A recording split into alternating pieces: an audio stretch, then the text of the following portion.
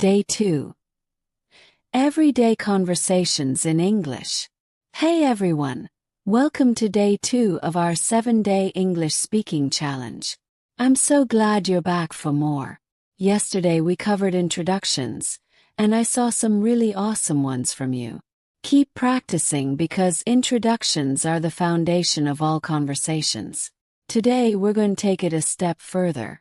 We'll dive into everyday conversations that will help you sound more natural when speaking English.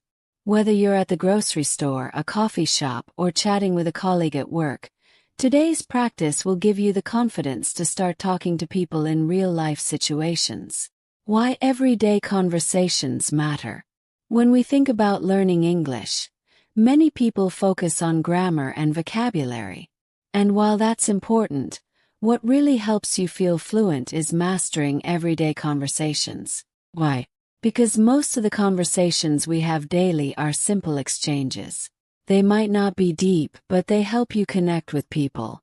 For example, imagine you're at a coffee shop and you want to order a latte. Or you're at the grocery store and you need help finding an item. Knowing how to handle these conversations makes a huge difference in feeling confident when you speak. How to approach everyday conversations. Now, let's break down the most common scenarios you'll face in everyday life. We're going to look at how to start conversations, what to say in different situations, and how to keep things flowing naturally. Here are the 3 most common situations we'll practice today. 1. Ordering food and drinks. 2. Shopping conversations. 3. Small talk with colleagues or strangers. Let's start with ordering food or drinks because this is something most of us do frequently. Situation 1. Ordering food or drinks. Let's say you're in a cafe. Here's how the conversation might go. 1.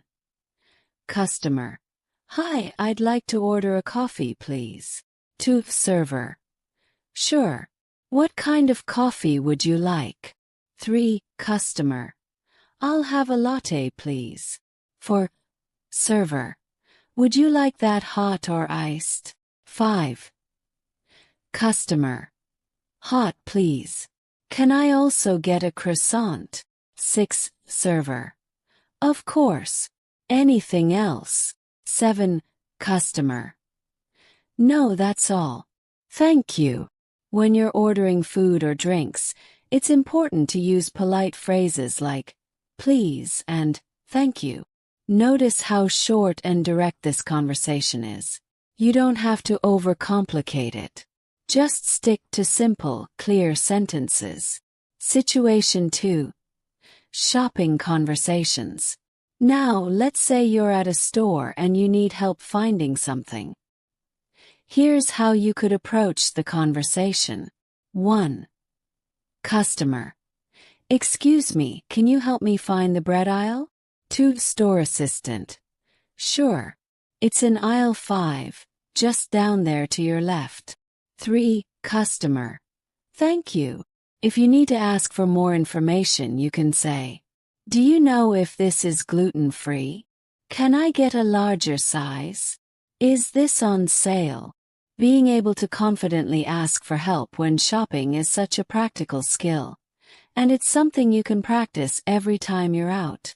Situation 3. Small talk with colleagues or strangers. Small talk can be tricky, but it's something we all do whether we realize it or not. You don't need to have deep conversations. Just simple exchanges. Here's an example of small talk with a colleague. 1. Colleague. Morning. How's it going? 2. You. Hey, I'm good thanks. How about you? 3. Colleague. Doing well. Busy day ahead. For you. Yeah, I've got a few meetings lined up. How about you? You don't need to overthink small talk. It's just about showing interest and being friendly.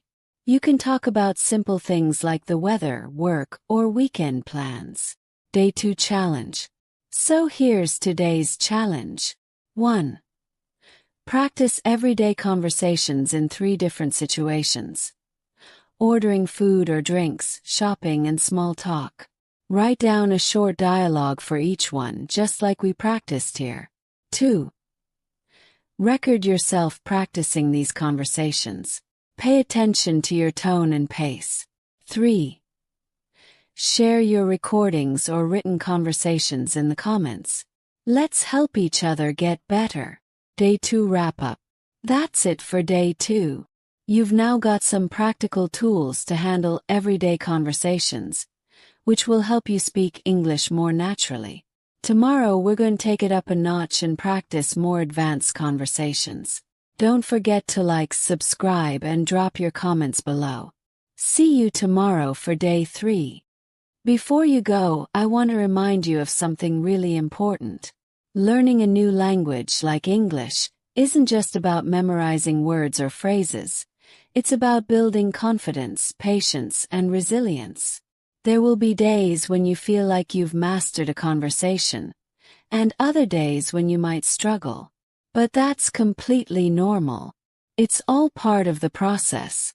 Think of it like this. Every time you make a mistake, you're learning something new. That mistake is teaching you something valuable that's helping you improve. So don't be afraid of mistakes. Embrace them. The more you practice, the more comfortable you'll become. When you're out in the real world, whether you're ordering food, chatting with a colleague, or asking for help in a store, remember that the goal isn't perfection. The goal is communication.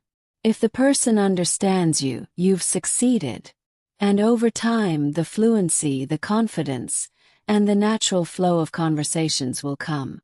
It's easy to get frustrated or feel like you're not making progress fast enough, but here's a little secret.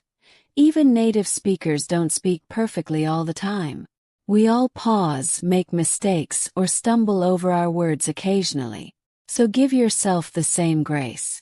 I want you to celebrate every small win, whether it's confidently asking for something in English or understanding a new phrase you hadn't heard before. These moments are proof that you're moving forward. The journey to fluency is like building a house. You're laying the bricks day by day. Some days you'll add many, and other days maybe just one.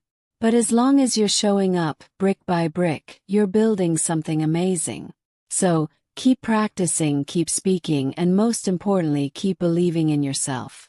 You've already taken such a brave step by committing to this challenge, and that's worth celebrating.